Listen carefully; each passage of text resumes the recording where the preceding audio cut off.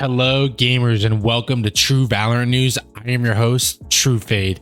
Hope you all having a great day so far. And today we're going to be discussing about Loud winning the Champions, as well as Yay breaking another record, and what lies ahead with Rostermania. Anyways, let's go on ahead and dive right into the news. So last night, Loud and Optic played. It was wonderful. It was beautiful. Loud ended up taking the victory 3-1 over Optic. This has been a long, hard-fought match between the two. Played a total of 6 times within the last 4 to 5 months at Champions and at Masters. So it's kind of crazy to see Loud finally wrap up the rivalry and just kind of close it out in a 3-1 fashion. But man, this game was insane. Aspas and Les were going off, and Saucy, which is one of the IGL, was actually having a really great game this whole entire tournament, especially towards the end in the finals. He was finally start to put everything together, especially on the fade, because in the past he hasn't been able to do that. He's been always great in the Sova, but on the fade, I noticed he used to struggle a lot, but he really picked up and kind of just overall finished with healthy stats, and everybody pretty much finished in the positives, which is great. And then for Optic, they played a really great game. I think the most consistent player was Yay. He missed a couple shots, but other than that, like, everything was just so good by them. Unfortunately, they did lose from the North American side. Yay is still considered one of the best Valorant players to ever exist. Unfortunately, the tournament did have to end there, and he wasn't able to cement his name in the title. But now moving on to over here from Xset Drew Spark. He stated that Loud did not drop a single map until it came to the grand final, which is crazy because they destroyed Optic 3-1. They beat them in the upper final 2-0. They 2-0 DRX, Leviathan, Zeta. And then in the group stage, they did lose to Optic, which I find very interesting. Like I said, they played each other 3 times this tournament, which is crazy to believe. And they still met each other in the final. It's beautiful and a great way to end off the year. And then they beat Zeta 2-0 again. So overall, great tournament run from Loud. Very happy for them, for Saucy and the boys over there. A record that Yay had broke in this tournament is absolutely insane, is the first blood success rate. He had over 70% first blood rate, which is crazy. Out of 136 duels, he won 96 of them. This player was just insane, getting his first blood and TPing out on the chamber. He was always so consistent on the operator as well as on the rifle, but he was just so much better on chamber. I saw he started to slow down towards the end of the tournament when he had to swap over to the jet, when some teams started figuring out his game plan, but man, this man was going off. Another really great fact about this tournament was the Vandal and the Phantom. It seemed last year that the Phantom was the overall meta, and it was kind of even between the Vandal and the Phantom pick rate, but this year the Vandal decided to go over the Phantom, and more pros were deciding to pick the Vandal for the one tap potential in the head rather than the 140 to 128 dink that the Phantom would give you. So overall, the Vandal right now is in a very healthy state. One tap potential is great. The Phantom is still in a great spot, especially if you want to spray through smokes and everything, but that's something that you may want to consider in the future.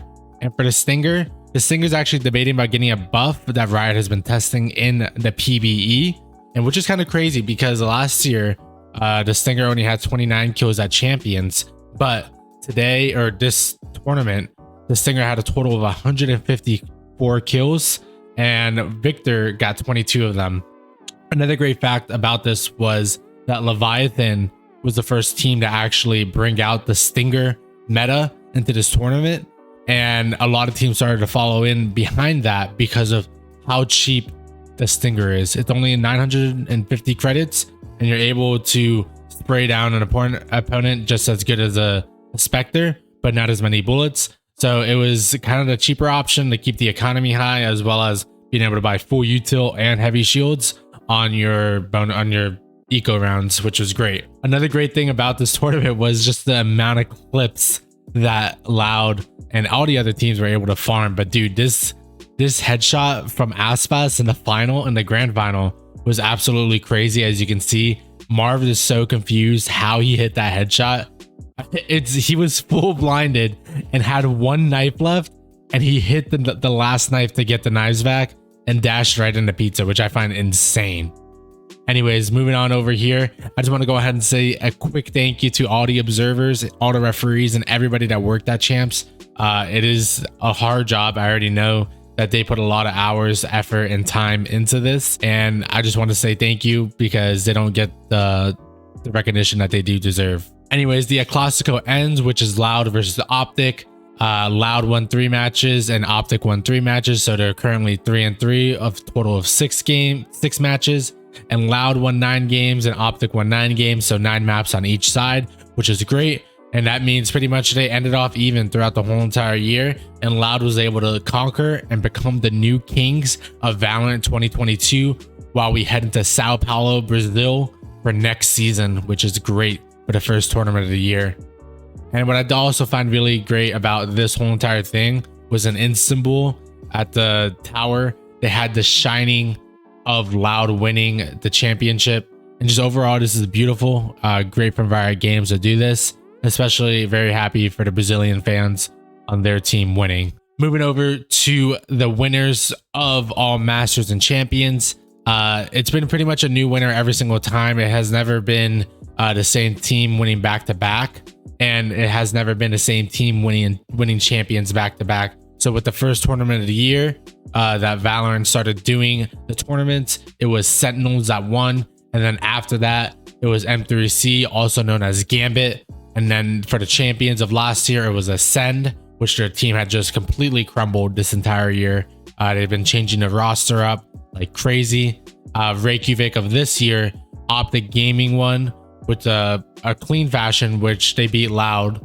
And then there was FPX that won Copenhagen, and they beat PaperX in the final. And Loud finally wins Champions Istanbul to finish off the 22 season before we head into franchising. And before we overall head into Brazil, I am very excited for Sao Paulo, Brazil, because all 30 teams will be there and it will be a great time. Here is the directors talking about the state of franchising and where they're planning to go with it. So essentially they're also debating about running a tournament in Japan one day, which is really interesting because the Japanese has a really big esports scene. So I'm excited to see a Japan VCT as well as maybe an NA VCT soon, since all the VCTs and champions have taken place inside EU. So I'm excited for Brazil. I'm excited for Japan, and maybe one day we'll get a North American Masters event. Moving over to Rostermania, there's a lot of news going down, breaking off, and some crazy things going on. Here is a Shopify Rebellion Moose. Champs officially over. Rostermania has officially started, and that is true. This is going to be a crazy next couple of weeks, everyone. Stay tuned. A lot of drama breaking down.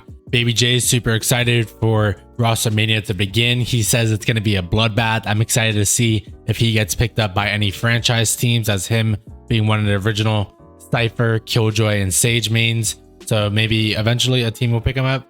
But moving over to the Rostermania bloodbath as well. With VCT 2023 partnership coming up closer and closer every single week, teams will need to start submitting a soft roster to lock in their spot for franchising, for Riot to go on ahead and review these teams. And once they do that, within the next couple of weeks, you'll also see that Riot will announce which teams made it into franchising. And if you want to stay up to date on all the Valorant news and drama, go on ahead and smash that like button. It really helps out the channel. And go on ahead and subscribe if you have not yet already. And I hope you guys have a great rest of your day.